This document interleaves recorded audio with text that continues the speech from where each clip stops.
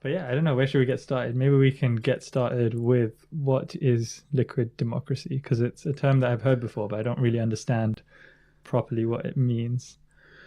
Well, it means probably different things to different people. It certainly means different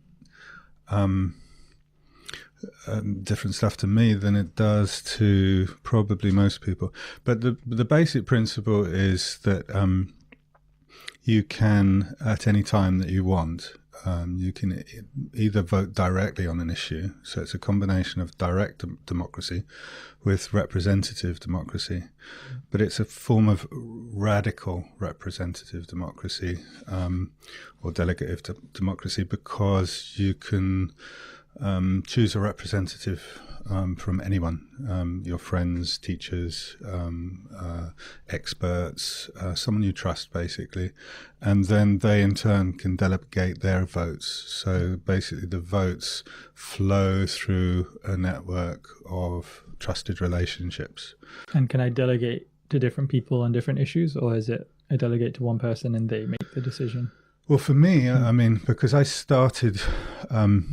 there were two of us that started to use the term. John Donoso in the States, Psyche, was the first guy to use it online in, I don't know exactly when, 2000, 2001, something like that, I think. And I started to use it for funny reasons here in London, just to really capture the idea that what you want is a more fluid and flexible democracy, not some sort of rigid kind of vote on everything once every 4 years. So for me, it certainly means that you can delegate to as many people as you want on particular topics. So you can divide your single vote up into topics. So you can vote on the environment, on your local schools, on taxation, whatever you want.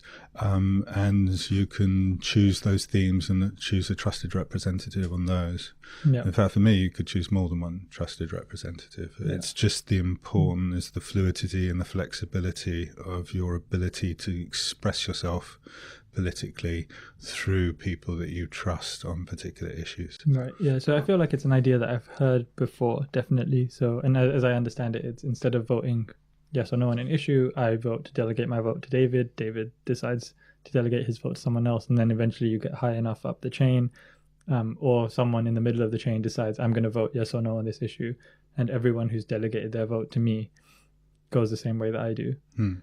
Has it ever been tried anywhere? Oh, yes. Practically, and how did those experiments work out? Well, John Donoso's came from basically from BitTorrent kind of thinking and world, and he was developing software. I was developing software, but the guy to really first try it was a guy called Mikael Norfors in Sweden, and he didn't call it liquid democracy. He called it democracy 2.0. And it was tried really early in a suburb of Sweden, and it actually elected a representative there who of a very small party. It started as a school teacher discussing what democracy should be with the students, and the students came up with the idea. And then they looked around for software, and Michael was creating software, and they started their own party for a candidate, and they were elected in their first go. Do you know how many people voted in this election? It was tiny. I'm trying to remember the name of it. It was basically I don't know. It was a few thousand people. They have very small sort of boroughs, if you like, there. And they got maybe 1,000 votes, which was enough to get a representative. But they said was particularly interesting was that because what happened is that as is the way with, if you like, people who use liquid democracy, the delegate doesn't when they interface with Parliament, they usually go to Parliament and do not put forward their own ideas. They go back to the community, to the website, Right. and they just carry the message, if you like. So at any time there might be an issue coming up in Parliament, and it is discussed in the forums, and then the votes come through, and then they say our community wants this. And what they found was that the other politicians took them really more seriously, even though they were a very small group, because they knew they were representing, if you like, the diverse opinion in their community. So I shot an interview with them, actually. They were really interesting. Well, I guess like my thoughts when you talk about this kind of stuff go to a number of places. Number one is it afflicted by the same problems that we have with regular democracy, or the way that voting is done at the moment? So you have to be anonymous, but your vote also has to be trusted. So no one should know how I voted, but I should be able to confirm that somehow my vote was cast and does count. Like, I'm not sure how that would work in liquid democracy. Two, it's like, what if the person who I delegate to doesn't cast a vote? Is that an issue? Does that come up? I'm curious also, in this small experiment, did most people cast their own votes, or did most people delegate?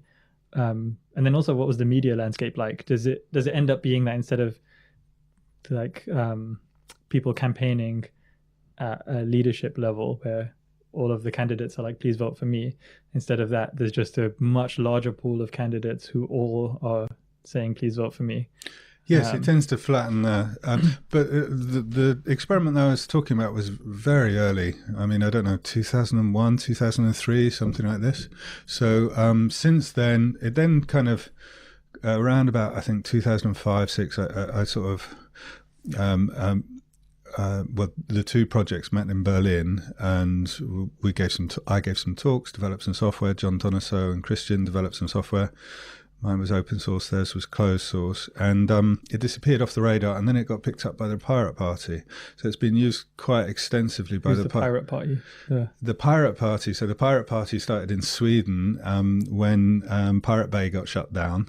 And it's kind of radical politics that moved away from the issue of copyright and what have you. And it's big in Iceland, Germany, Sweden. They got people elected to the European Parliament and to it did very well. And they experimented quite heavily with liquid democracy. Okay. And then the Net Party in Argentina as well. And so it's been used quite a lot extensively since then. But I would say, from my point of view, not successfully and not in the right way. Okay. But your question was more about how it changes the problems or the issues you have with normal representative, or how it differs from that. So, I mean, one thing it does is that because you can always just continue, you don't have to do anything different. You can just say, I'm going to delegate all my votes to this one person that I've never met every 4 years, and that's what we do at the moment. And you could just continue to do that. But what tends to happen after a while is when you get moved by a particular issue and you see someone talk, or it might be a local school teacher, it might be a blogger, a journalist, it might be whoever, that people start to pull their votes closer to them and closer to these people. And also what starts to happen is people no longer want to delegate their votes to people who they can't have a dialogue with, or they don't know how they voted on their behalf. Super interesting, yeah. It's kind of like a strengthening of social ties, where the way that people will delegate votes to you is if you're respected within the community or something, or if people trust your judgment on issues. Yeah. Interestingly, it also does it also provides an extra little incentive for like bloggers and journalists to do a good job and to have dialogue with people, because not only now do they get readers, but they get people delegating votes to them. Yeah. So it provides an almost alternative reputation economy in civil society that way. Do I know how many people delegate their votes to me? Has that ever been done? Okay, so does it? I mean, I'm wondering. Essentially, I'm kind of wondering if it turns into a bit of a social media frenzy, where Well, certainly you can get quite competitive. It's like I've got not just so many likes, I've got so many followers, but I'm representing this many people in my community. Also, I mean, the way that, for instance, the first communities picked it up, the Pirate Party and what have you, was all about radical transparency. So they would insist that every vote has to. There's no such thing as a secret ballot or anonymous voting, and that you had, if you were going to vote, you had to stand up in public, and people had to see that. So you could see how everyone voted, how you voted, and so forth. And most of the systems really are still created that way. But right now, what's great is that one of my favourite projects called originally Democracy OS, like operating system, from Pia Mancini in Argentina, which is now democracy.earth.